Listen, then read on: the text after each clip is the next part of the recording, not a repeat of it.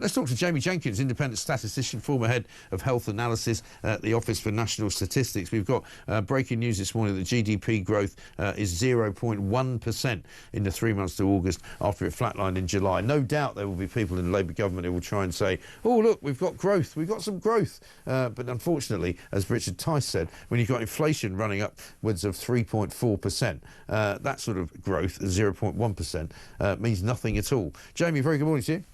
Good morning, Mike. Yeah, another week, another set of dire economic statistics. Yeah, absolutely right. I mean, will they try to make any kind of hay out of this 0.1% rise in GDP? Yeah, well, it was up 0.1% in August, but then they've revised down the July figure to minus 0.1%. So it's, right, like I say, very little growth. But what's really pushing that very little growth that we've got as well, Mike, if you look under the bonnet, is that we're pretty much seeing the private sector is very weak. It's the government borrowing that we've discussed a few times. So the government's borrowing huge billions and billions of pounds. They're putting a lot of that money then into kind of health to try and get the waiting lists down, which isn't really working as fast as they said they would. No. So if it weren't for the fact that the government was borrowing money to invest in, say, the public sector, the economy would be probably shrinking and more in a recession, because services have seen no growth in August. Mike, they had no growth in July. Construction's down in August as well. Flat in July, so where's all the house building they promised as well? So ultimately, I can't see how the Labour Party machine can even spin these numbers as a positive story. Well, I mean, you say that they can't spin it, but have a look at Rachel Reeves. This is her talking like yesterday about how the economy is actually growing. I don't know how she manages it. Economy is growing again.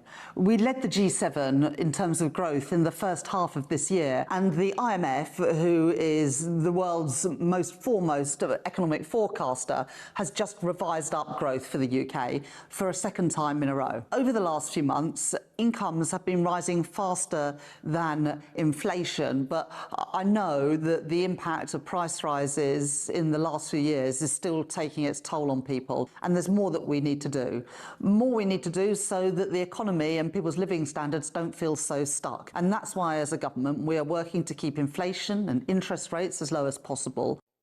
Well, she says she's working to keep inflation as low as possible, but at the same time, she's gone to see the IMF, who basically said yesterday that inflation in the UK will be higher than any other country in the G7.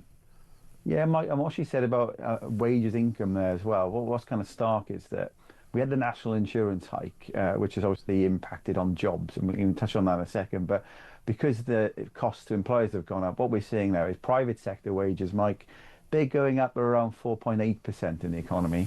Public sector wages, partly because of the unions, have gone up. If you take the banks out, because there's still some public sector financial services in there, if you take them up for a more real public sector comparison, they're going up 6.7%. So yeah, wages are going up more because the government, again, borrowing more money, putting more money onto kind of our overall national debt to give to public sector workers. And that gap, so if the public sector wages were going up the same as private sector, Mike, it'd be about £5.5 billion less to basically me and you are paying for that. Yeah. And I mean, again, you know, there is no way that they are going to ever sort of get control of the finances of this country unless they cut spending. And she keeps saying she can't cut spending, even though she promises to. She knows that she really can't do it. They can't cut welfare spending. They can't cut spending on migrants. You know, we learned today there's another £60 million going south because we're giving all these migrants, you know, private doctors so they can see them, which is fantastic. You know, 260 million yesterday spent on these detention centres in Gatwick Airport, just the two of them. And billions and billions of pounds going out on, you know, what is now almost 60,000 people who have come here since Keir Starmer was Prime Minister, illegally.